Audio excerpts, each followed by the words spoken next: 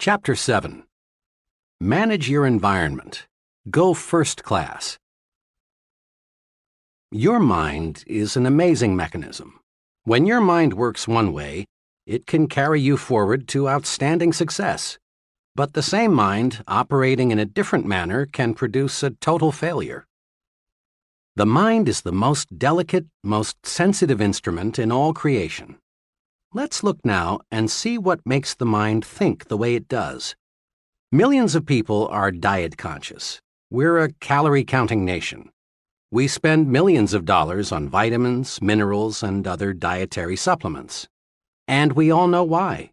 Through nutritional research, we've learned that the body reflects the diet fed the body. Physical stamina, resistance to disease, body size, even how long we live are all closely related to what we eat.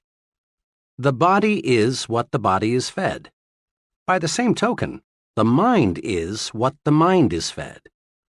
Mind food, of course, doesn't come in packages, and you can't buy it at the store. Mind food is your environment, all the countless things that influence your conscious and subconscious thought. The kind of mind food we consume determines our habits, attitudes, personality. Each of us inherited a certain capacity to develop. But how much of that capacity we have developed and the way we have developed that capacity depends on the kind of mind food we feed it. The mind reflects what its environment feeds it, just as surely as the body reflects the food you feed it.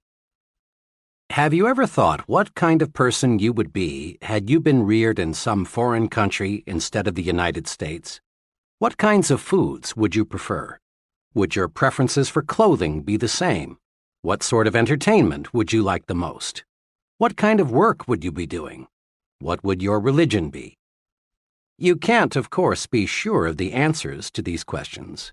But chances are you would be a materially different person had you grown up in a different country. Why? Because you would have been influenced by a different environment. As the saying goes, you are a product of your environment. Mark it well. Environment shapes us, makes us think the way we do.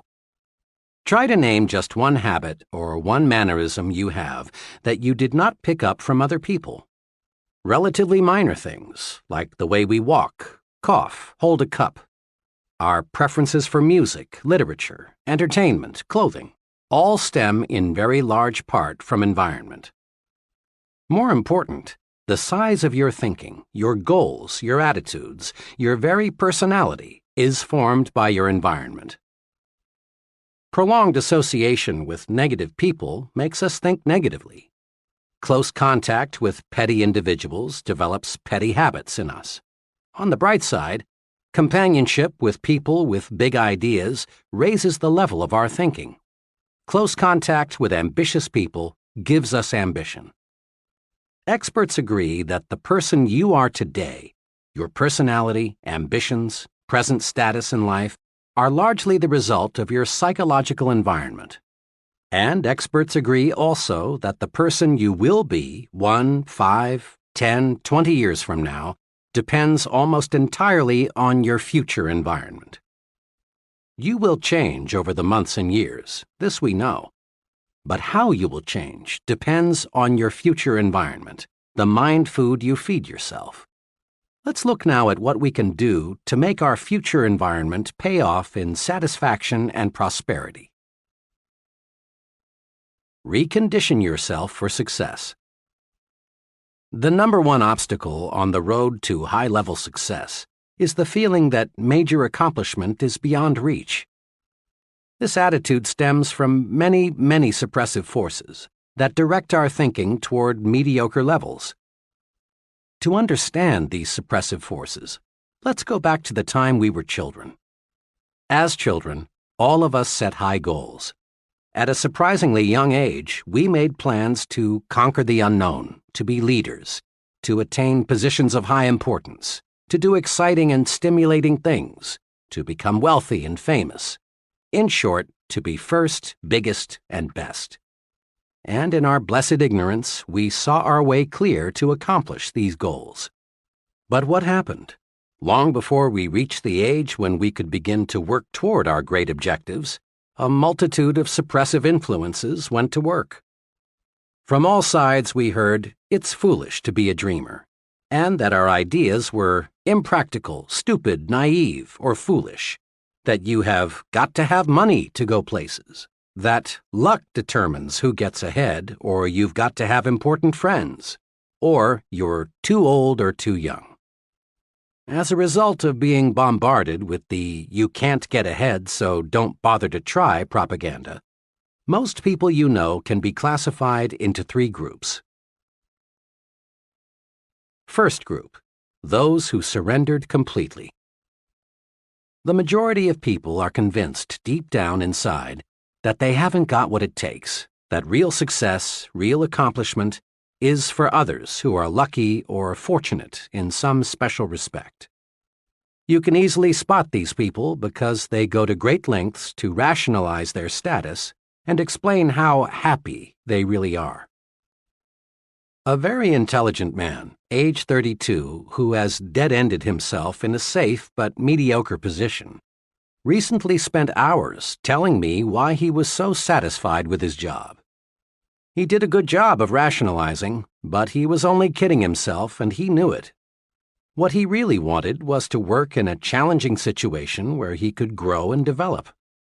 But that multitude of suppressive influences had convinced him that he was inadequate for big things.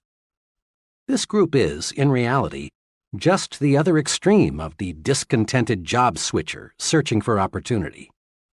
Rationalizing yourself into a rut, which, incidentally, has been described as a grave with both ends open, can be as bad as wandering aimlessly, hoping opportunity will somehow, someday, hit you in the face. Second group, those who surrendered partially. A second but much smaller group enters adult life with considerable hope for success. These people prepare themselves, they work, they plan, but after a decade or so, resistance begins to build up. Competition for top-level jobs looks rugged. This group then decides that greater success is not worth the effort. They rationalize, we're earning more than the average, and we live better than the average. Why should we knock ourselves out? Actually, this group has developed a set of fears: fear of failure, fear of social disapproval, fear of insecurity, fear of losing what they already have. These people aren't satisfied because deep down they know they have surrendered. This group includes many talented, intelligent people who elect to crawl through life because they are afraid to stand up and run. Third group, those who never surrender. This group, maybe 2 or 3% of the total, doesn't let pessimism dictate, doesn't believe in surrendering to suppressive forces, doesn't believe in crawling. Instead, these people live and breathe success. This group is the happiest because it accomplishes the most. These people become top salesmen, top executives, top leaders in their respective fields. These people find life stimulating, rewarding, worthwhile. These people look forward to each new day, each new encounter with other people, as adventures to be lived fully. Let's be honest. All of us would like to be in the third group, the one that finds greater success each year, the one that does things and gets results. To get and stay in this group, however, we must fight off the suppressive influences of our environment. To understand how persons in the first and second groups will unwittingly try to hold you back, study this example. Suppose you tell several of your average friends with the greatest sincerity, "Someday, I'm going to be vice president of this company." What will happen? Your friends will probably think you are joking. And if they should believe you mean it, chances are they will say, "You poor guy, you sure have a lot to learn." Behind your back, they may even question whether you have all your marbles. Now, assume you repeat the same statement with equal sincerity to the president of your company. How will he react? One thing is certain: he will not laugh. He will look at you intently and ask himself, Does this fellow really mean this? But he will not, we repeat, laugh. Because big men do not laugh at big ideas. Or suppose you tell some average people you plan to own an expensive home, and they may laugh at you because they think it's impossible. But tell your plan to a person already living in an expensive home, and he won't be surprised. He knows it isn't impossible because he's already done it. Remember, people who tell you it cannot be done almost always are unsuccessful people, are strictly average or mediocre at best in terms of accomplishment. The opinions of these people can be poison. Develop a defense against people who want to convince you that you can't do it. Accept negative advice only as a challenge to prove that you can do it. Be extra cautious about this. Don't let negative thinking people, negators, destroy your plan to think yourself to success. Negators are everywhere, and they seem to delight in sabotaging the positive progress of others. During college, I buddied for a couple of semesters with W.W. He was a fine friend, the kind of fellow who would loan you a little money when you were short, or help you in many little ways. Despite this fine loyalty, W.W. was just about 100% sour and bitter toward life, the future, opportunity. He was a real negator. During that period, I was an enthusiastic reader of a certain newspaper columnist who stressed hope, the positive approach, opportunity. When W.W. would find me reading this columnist, or when her column was mentioned, he'd swing verbally and say, "Oh, for Pete's sake, Dave, read the front page. That's where you learn about life. You ought to know that columnist is just making a quick buck, dishing out sweet sauce for the weak." When our discussions turned to getting ahead in life, W.W. was right there with his money-making formula. In his own words, it went like this. "Dave, there are just 3 ways to make money these days. 1, marry a rich woman. 2, steal in a nice, clean, legal way. Or 3, get to know the right people, somebody with plenty of pull." W.W. was always prepared to defend his formula with examples. Sticking to the front page, he was quick to cite that one labor leader in 1,000 who had siphoned off a pile of money from the union till and got away with it. He kept his eyes open for that rare marriage of the fruit picker to Miss Millionaire. And he knew a fellow who knew a fellow who knew a big man and got cut in on a big deal that made him rich. W.W. was several years older than I, and he made excellent grades in his engineering classes. I looked up to him in a younger brother sort of way. I came dangerously close to ditching my basic convictions about what it takes to be a success and accepting the negator's philosophy.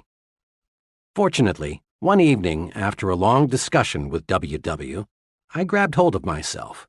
It dawned on me that I was listening to the voice of failure.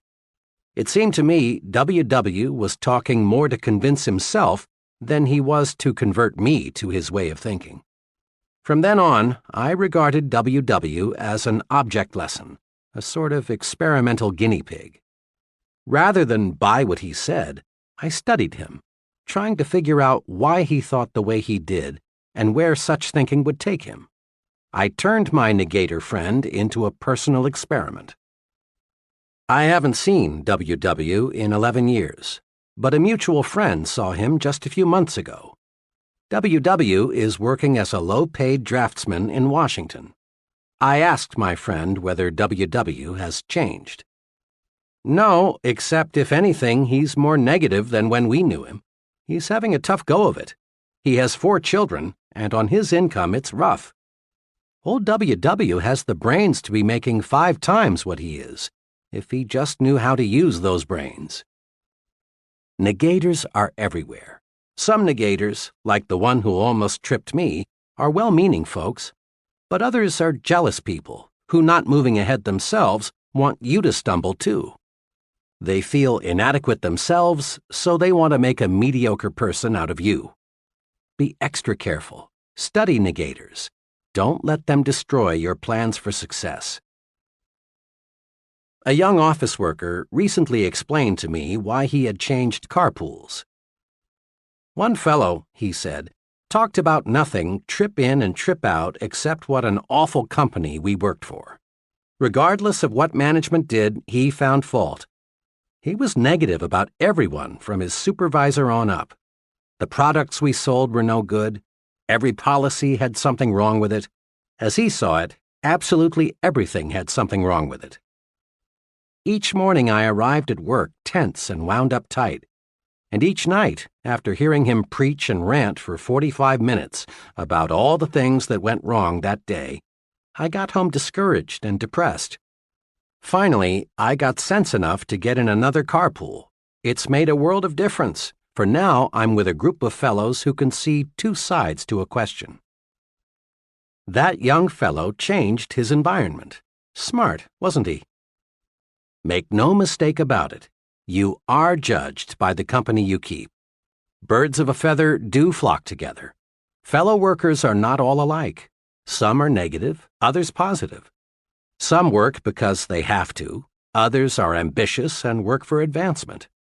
Some associates belittle everything the boss says or does. Others are much more objective and realize they must be good followers before they can be good leaders. How we think is directly affected by the group we're in. Be sure you're in the flock that thinks right. There are pitfalls to watch in your work environment. In every group, there are persons who, secretly aware of their own inadequacies, want to stand in your way and prevent you from making progress.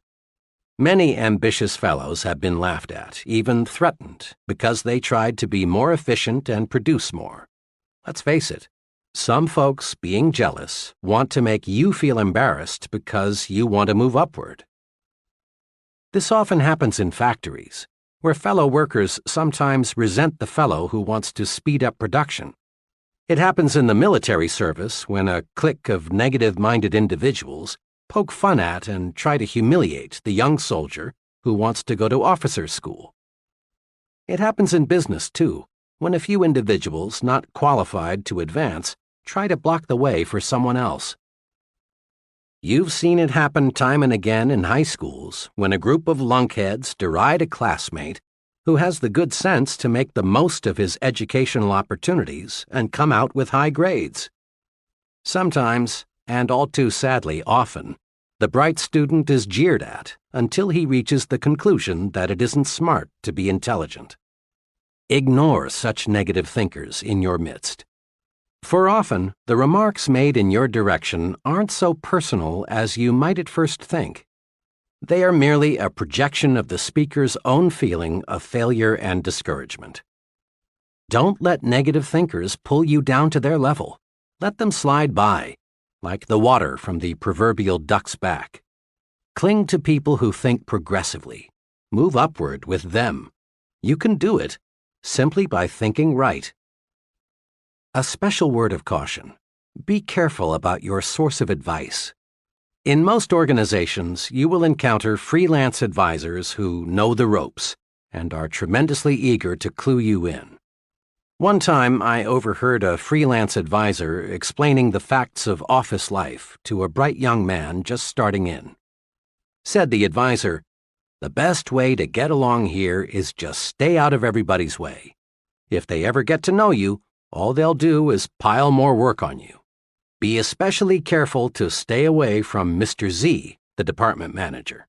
If he thinks you haven't got enough to do, he'll really load you down." This freelance advisor had been with the company for almost 30 years and was still bottom man on the totem pole. What a consultant for a young man who wants to move upward in the business. Make it a rule to seek advice from people who know. There's a lot of incorrect thinking that successful people are inaccessible. The plain truth is that they are not. As a rule, it's the more successful people who are the most humble and ready to help. Since they are sincerely interested in their work and success, they are eager to see that the work lives on and that somebody capable succeeds them when they retire. It's the would-be big people who are most often the most abrupt and hard to get to know. An executive made this clear. I'm a busy woman, but there's no do not disturb sign on my office door. Counseling people is one of my key functions. We give standardized training of one kind or another to everybody in the company. But personal counseling or tutoring, as I like to call it, is available for the asking. I stand ready to help the fellow who comes in here with either a company or a personal problem. The fellow who displays curiosity and exhibits a real desire to know more about his job and how it relates to other jobs is the individual I like most to help. But, she said, for obvious reasons, I can't spend time offering advice to anybody who isn't sincere in seeking it. Go first class when you have questions. Seeking advice from a failure is like consulting a quack on how to cure cancer. Many executives today never employ persons for key jobs without first interviewing the fellow's wife. One sales executive explained to me, I want to be sure the prospective salesman has his family behind him, a cooperative family that won't object to travel, irregular hours, and other inconveniences which are part of selling, a family that will help the salesman over those inevitable rough spots. Executives today realize that what happens on weekends and between 6 p.m. and 9 a.m. directly affects a person's performance from 9 a.m. to 6 p.m.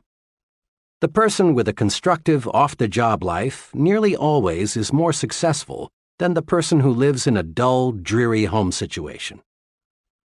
Let's look in on the traditional way two co-workers, John and Milton, spend their weekends. Let's look, too, at the ultimate results. John's psychological diet on weekends is something like this. Usually, one evening is spent with some carefully selected, interesting friends. Another evening is generally spent out, perhaps at a movie, a civic or community project, or some friend's house. John devotes Saturday morning to Boy Scout work. Saturday afternoon he does errands and chores around the house. Often he works on some special project. Currently, it's building a patio in the backyard. On Sundays, John and his family do something special. One Sunday recently, they climbed a mountain. Another Sunday, they visited a museum. Occasionally, they drive into the nearby countryside, for John wants to buy some country property in the not-too-distant future. Sunday evening is spent quietly. John usually reads a book and catches up on the news. Wrapped up, John's weekends are planned. His many refreshing activities keep boredom locked out. John gets plenty of psychological sunshine. Milton's psychological diet is much less well-balanced than John's. His weekends are unplanned. Milton is usually pretty tired on Friday night, but he goes through the motions of asking his wife, "Want to do anything tonight?" But the plan dies there. Rarely do Milton and his wife entertain, and rarely are they invited out. Milton sleeps late on Saturday morning, and the rest of the day is taken up with chores of one kind or another. Saturday night, Milton and his family usually go to a movie or watch TV. What else is there to do? Milton spends most of Sunday morning in bed. Sunday afternoon, they drive over to Bill and Mary's, or Bill and Mary drive over to see them. Bill and Mary are the only couple Milton and his wife visit regularly. Milton's entire weekend is marked by boredom. By the time Sunday evening rolls around, the whole family is on each other's nerves as a result of cabin fever. There are no knockdown, drag-out fights, but there are hours of psychological warfare. Milton's weekend is dull, dreary, boring. Milton gets no psychological sunshine. Now, what's the effect of these two home environments on John and Milton? Over a period of a week or two, there probably is no perceptible effect. But over a period of months and years, the effect is tremendous. John's environmental pattern leaves him refreshed, gives him ideas, tunes up his thinking. He's like an athlete being fed steak. Milton's environmental pattern leaves him psychologically starved. His thinking mechanism is impaired. He's like an athlete being fed candy and beer. John and Milton may be on the same level today, but there will gradually be a wide gap between them in the months ahead, with John in the lead position. Casual observers will say, well, I guess John has more on the ball than Milton. But those of us who know will explain that much of the difference in job performance is the result of the difference in the mind food consumed by the two fellows. Every farmer in the Corn Belt knows that if he puts plenty of fertilizer with his corn, he's going to get a bigger yield. Thinking, too, must be given additional nourishment if we want to get better results. My wife and I, along with 5 other couples, spent a wonderful evening last month as guests of a department store executive and his wife. My wife and I lingered just a little longer than the others, so I had a chance to ask our host, whom I know well, a question that had been in my mind all evening. This was really a wonderful evening, I said, but I'm puzzled about one thing. I'd expected to meet mainly other retailing executives here tonight, but your guests all represented different fields. There was a writer, a doctor, an engineer, an accountant, and a teacher. He smiled and said, well, we often do entertain retailing people, but Helen and I find it's very refreshing to mix with people who do something else for a living. I'm afraid if we confined our entertaining to people who have only interests similar to our own, we'd find ourselves in the old well-known rut. Besides, he went on, people are my business. Every day, thousands of people of every occupational group imaginable visit our store. The more I can learn about other people, their ideas, interests, viewpoints, the better job I can do in giving them the merchandise and service they want and will buy. Here are a few simple do's to help make your social environment first class. 1. Do circulate in new groups. Restricting your social environment to the same small group produces boredom, dullness, dissatisfaction. Equally important, remember that your success-building program requires that you become an expert in understanding people.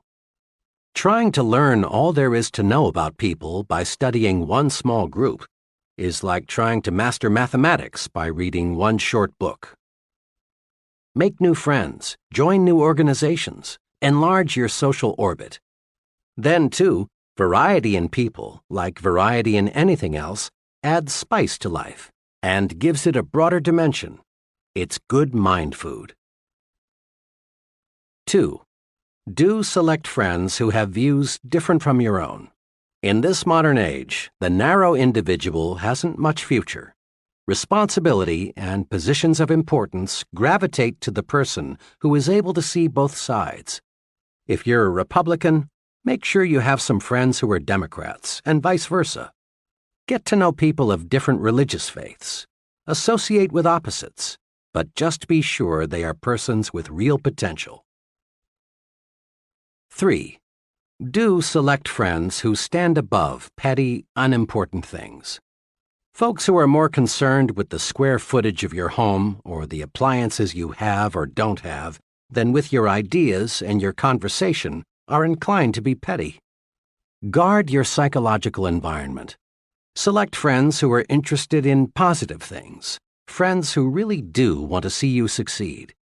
Find friends who breathe encouragement into your plans and ideals. If you select petty thinkers as your close friends, you'll gradually develop into a petty thinker yourself. We're a poison-conscious nation. Body poison, that is. Every restaurateur is on guard against food poisoning. Just a couple of cases of it, and his patrons won't come near his place.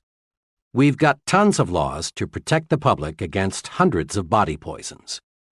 We put, or should put, poisons on the top shelves so the kids can't reach them. We go to any extreme to avoid body poison, and it's good that we do. But there's another type of poison, perhaps a little more insidious, thought poison, commonly called gossip. Thought poison differs from body poison in 2 ways. It affects the mind, not the body, and is more subtle. The person being poisoned usually doesn't know it. Thought poison is subtle, but it accomplishes big things. It reduces the size of our thinking by forcing us to concentrate on petty, unimportant things. It warps and twists our thinking about people because it is based on a distortion of facts, and it creates a guilt feeling in us that shows through when we meet the person we've gossiped about. Thought poison is 0% right thinking. It is 100% wrong thinking. And contrary to lots of opinion, women have no exclusive franchise on gossip. Every day, many men, too, live in a partially poisoned environment. Every day, thousands of gossip fests staged by men take place on such topics as the boss's marital or financial problems, Bill's politicking to get ahead in business, the probability of John being transferred, the reasons for special favors being awarded Tom, and why they brought in that new man. Gossiping goes something like this. Say, I just heard. No, why? Well, it doesn't surprise me. He had it coming to him. Of course, this is confidential. Conversation is a big part of our psychological environment. Some conversation is healthy. It encourages you. It makes you feel like you're taking a walk in the warm sunshine of a spring day. Some conversation makes you feel like a winner. But other conversation is more like walking through a poisonous, radioactive cloud. It chokes you. It makes you feel ill. It turns you into a loser. Gossip is just negative conversation about people, and the victim of thought poison begins to think he enjoys it. He seems to get a form of poisoned joy from talking negatively about others, not knowing that to successful people, he is becoming increasingly unlikable and unreliable. One of these thought poison addicts walked into a conversation some friends and I were having about Benjamin Franklin. As soon as Mr. Killjoy learned the topic of our chat, he came through with choice bits about Franklin's personal life in a negative way. Perhaps it's true that Franklin was a character in some ways, and he might have made the scandal magazines had they been around in the 18th century. But the point is, Benjamin Franklin's personal life had no bearing on the discussion at hand, and I couldn't help being glad that we weren't discussing somebody whom we knew intimately. Talk about people? Yes, but stay on the positive side. Let's make one point clear. Not all conversation is gossip. Bull sessions, shop talk, and just batting the breeze are necessary at times. They serve a good purpose when they are constructive. You can test your proneness to be a gossiper by taking this test. 1. Do I spread rumors about other people? 2. Do I always have good things to say about others? 3. Do I like to hear reports of a scandal? 4. Do I judge others only on the basis of facts? 5. Do I encourage others to bring their rumors to me? 6. Do I precede my conversations with, "Don't tell anybody"? 7. Do I keep confidential information confidential? 8. Do I feel guilty about what I say concerning other people? The right answers are obvious. Meditate on this thought for just a moment. Taking an axe and chopping your neighbor's furniture to pieces won't make your furniture look one bit better. And using verbal axes and grenades on another person doesn't do one thing to make you a better you or me a better me. Go first class. That is an excellent rule to follow in everything you do, including the goods and services you buy.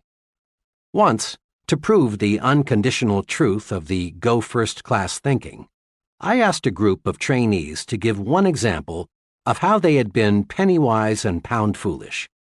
Here are some sample replies. I bought a low-priced suit from an offbeat retailer. Thought I got a bargain, but the suit was simply no good. My car needed a new automatic transmission.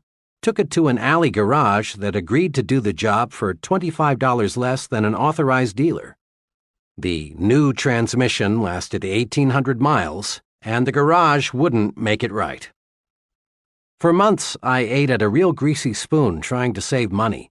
The place wasn't clean, the food wasn't good, the service, well, you couldn't call it that, and the clientele was a bunch of down-at-heelers. One day, a friend persuaded me to join him for lunch at one of the best restaurants in town. He ordered the businessman's lunch, so I did too. I was amazed at what I got. Good food, good service, good atmosphere, and for just a little more than I had been paying at the Greasy Spoon. I learned a big lesson. There were many other replies. One fellow reported that he got in trouble with the Bureau of Internal Revenue because he used a bargain accountant.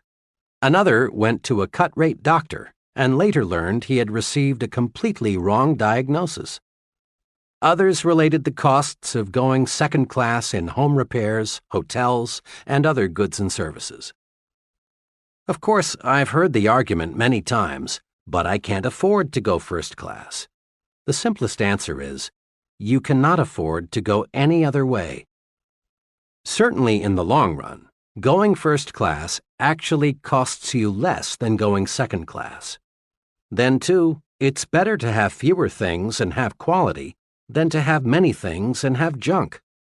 It's better, for example, to have one really good pair of shoes than to have 3 pairs of second-class shoes. People rate you for quality, often subconsciously, perhaps. Develop an instinct for quality. It pays, and it costs no more, often costs less, than second class. Make your environment make you successful. 1. Be environment conscious.